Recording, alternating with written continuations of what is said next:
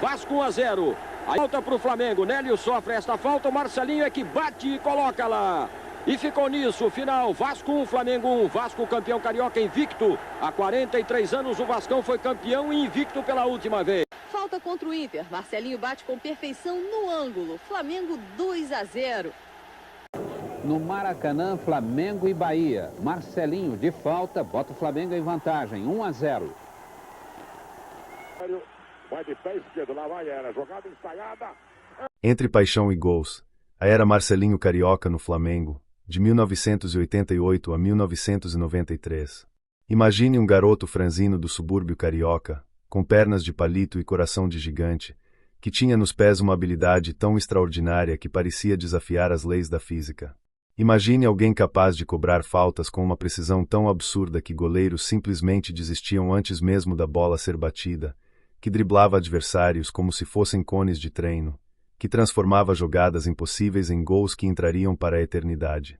Agora imagine esse fenômeno chegando ao Flamengo ainda adolescente e permanecendo por 5 anos intensos, atravessando um período de transição do clube mas brilhando com luz própria, conquistando seu espaço entre os maiores ídolos mesmo sem viver a era mais vitoriosa. Esse prodígio existiu. Seu nome completo era Marcelo Pitaluga, mas o mundo do futebol o conhece como Marcelinho Carioca, ou simplesmente Marcelinho. Entre 1988 e 1993, 5 anos de dribles desconcertantes, cobranças de falta que desafiavam a lógica e paixão transbordante pelo manto sagrado, ele construiu um legado que o colocou entre os jogadores mais habilidosos da história rubro-negra.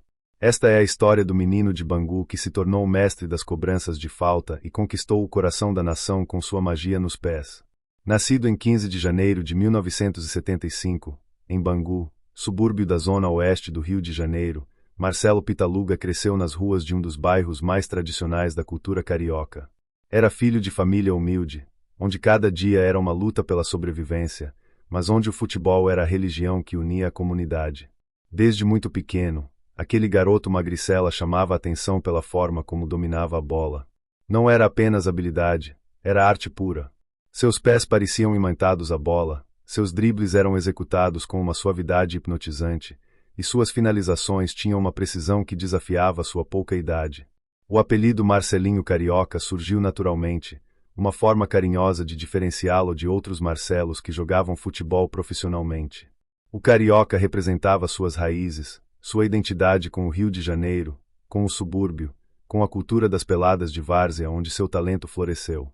Era um nome simples, mas que se tornaria sinônimo de cobranças de falta impossíveis, de dribles mágicos, de um talento excepcional que transcendia estatísticas. A chegada de Marcelinho ao Flamengo aconteceu ainda em sua adolescência. Ele foi descoberto nas categorias de base, onde já demonstrava qualidades que o diferenciavam de todos os outros garotos, uma técnica refinadíssima, uma visão de jogo privilegiada, mas principalmente, aquela habilidade sobrenatural para cobrar faltas. Desde muito jovem, Marcelinho já transformava cobranças de falta em verdadeiras obras de arte.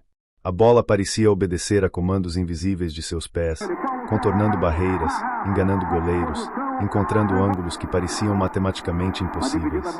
Quando Marcelinho subiu para o time profissional do Flamengo em 1988, com apenas 13 anos, ele era praticamente uma criança em meio a homens adultos.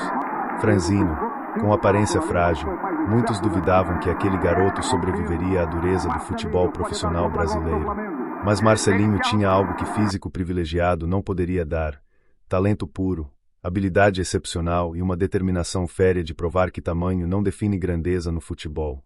Os primeiros anos de Marcelinho como profissional, entre 1988 e 1990, foram de desenvolvimento gradual e adaptação ao futebol adulto. Alternava entre aparições pelo time principal e períodos nas categorias de base, ganhando experiência, desenvolvendo corpo e mente para os desafios que viriam. Mas mesmo nesses primeiros anos, já ficava evidente que ali estava alguém especial, um talento geracional que precisava apenas de tempo e oportunidade para florescer completamente. O que tornava Marcelinho verdadeiramente especial eram suas cobranças de falta. Ele não apenas batia faltas, ele criava verdadeiras esculturas com a trajetória da bola. A técnica era perfeita, corrida calculada, pé batendo no ponto exato da bola, efeito que fazia a bola subir, descer, curvar de formas que pareciam violar as leis da física. Goleiros ficavam paralisados, sabendo que qualquer movimento poderia ser o errado. Marcelinho transformou cobrança de falta em arte, estabelecendo padrões que pouquíssimos jogadores na história conseguiram igualar. Em 1991 e 1992, já com mais experiência e corpo mais desenvolvido, Marcelinho começou a aparecer com mais frequência no time principal. Suas atuações eram inconsistentes pela juventude, mas quando jogava bem, era simplesmente espetacular. Seus dribles deixavam zagueiros tontos, suas cobranças de falta rendiam gols impossíveis, sua visão de jogo criava oportunidades onde não existiam. A torcida do Flamengo começava a perceber que tinha em mãos um talento genuinamente especial. A relação de Marcelinho com a bola era quase mística. Parecia haver uma comunicação telepática entre seus pés e a esfera, como se ele pudesse fazer a bola fazer exatamente o que sua mente desejava. Esse tipo de conexão só os verdadeiros gênios do futebol possuem, aqueles raros artistas que transcendem a técnica e entram no reino da magia pura. Marcelinho era um desses magos, um feiticeiro de bola nos pés. O ano de 1993 seria o último de Marcelinho nessa primeira passagem pelo Flamengo. Com apenas 18 anos, ele já havia demonstrado flashes brilhantes de seu talento excepcional, mas ainda não havia alcançado a consistência necessária para ser titular absoluto. O Flamengo vivia um período de transição, sem a força da geração de ouro, mas buscando novos caminhos. Marcelinho representava a esperança de um futuro brilhante, mas esse futuro seria construído, pelo menos inicialmente, longe da Gávea. O que poucos sabem sobre o jovem Marcelinho é que por trás da imagem de craque habilidoso, havia um garoto que enfrentava pressões imensas. Ser considerado um prodígio desde a infância significa carregar expectativas esmagadoras. Cada erro é amplificado, cada falha é vista como decepção. Marcelinho lidava com tudo isso sendo praticamente uma criança, tentando equilibrar a vida normal de um adolescente com as demandas do futebol profissional de alto nível. A imprensa carioca já começava a dedicar atenção especial ao jovem Marcelinho. Jornalistas escreviam sobre seu talento excepcional, sobre como ele poderia se tornar um dos maiores jogadores do Brasil se desenvolvesse consistência. Havia comparações inevitáveis com outros grandes meias da história do Flamengo, especialmente com Zico. E embora as comparações fossem prematuras e injustas para um garoto tão jovem, elas demonstravam o reconhecimento do talento extraordinário que Marcelinho possuía. A versatilidade tática de Marcelinho era impressionante para alguém tão jovem. Podia jogar como meia armador, criando jogadas do meio para frente. Podia atuar como meia ofensivo, mais próximo da área adversária. Podia até mesmo funcionar como ponta, usando sua habilidade para driblar pelas laterais. Em qualquer posição ofensiva, trazia suas características únicas, dribles mágicos, passes precisos, finalizações potentes, claro, aquelas cobranças de falta que se tornariam sua marca registrada mundial. A torcida do Flamengo tinha uma relação de fascínio com o jovem Marcelinho. Havia uma expectativa palpável no ar cada vez que ele recebia a bola, especialmente em situações de falta próxima à área. Todos sabiam que algo mágico poderia acontecer a qualquer momento. E mesmo quando as coisas não saíam perfeitas, a nação tinha paciência com aquele garoto que representava tanto talento e tanto potencial. As histórias sobre jogadas e gols de Marcelinho nesses primeiros anos começavam a entrar no folclore flamenguista. Aquele gol de falta no ângulo contra determinado adversário, aquele drible em 3 jogadores que terminou em assistência, aquela cobrança impossível que nem o goleiro viu passar. Cada história alimentava a lenda crescente de que Marcelinho seria especial, muito especial. A saída de Marcelinho do Flamengo em 1993 não foi traumática, mas fazia parte da trajetória natural de desenvolvimento de um jovem jogador. Ele precisava de mais espaço, de mais oportunidades de jogar regularmente, de continuar desenvolvendo seu imenso talento. O Flamengo naquele momento não podia garantir a titularidade absoluta que Marcelinho precisava para evoluir. Era uma separação temporária, um até logo mais que um adeus definitivo. O legado dessa primeira passagem de Marcelinho pelo Flamengo, entre 1988 e 1993, é de um talento excepcional que começou a desabrochar. Foram 5 anos onde a nação pôde testemunhar os primeiros passos de alguém que se tornaria um dos maiores cobradores de falta da história mundial do futebol. Foram anos de aprendizado, de desenvolvimento, de flashes brilhantes que indicavam a grandeza que estava por vir.